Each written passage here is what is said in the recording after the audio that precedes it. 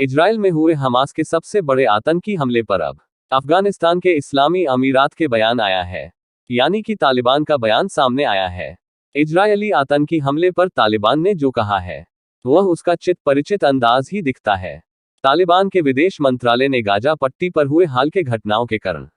Israel में हुए इस हमले को जिम्मेदार बताया है। उसका कहना है कि फिलिस्तीनी राष्ट्र के अधिकारों को कुचलने, बार बार वहां के लोगों का अपमान करने और लोगों का उत्पीड़न करने के कारण इस तरह का परिणाम सामने आया है।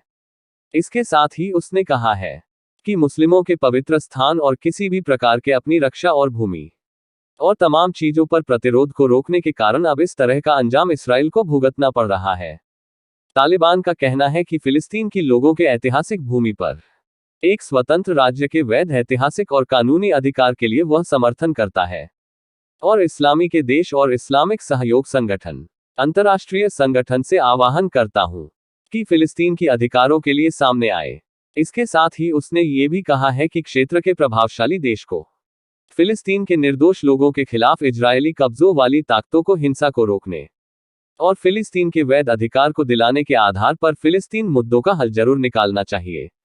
कुल मिलाकर देखा जाए तो तालिबान इजराइल पर हुए इस आतंकी हमले से काफी खुश नजर आ रहा है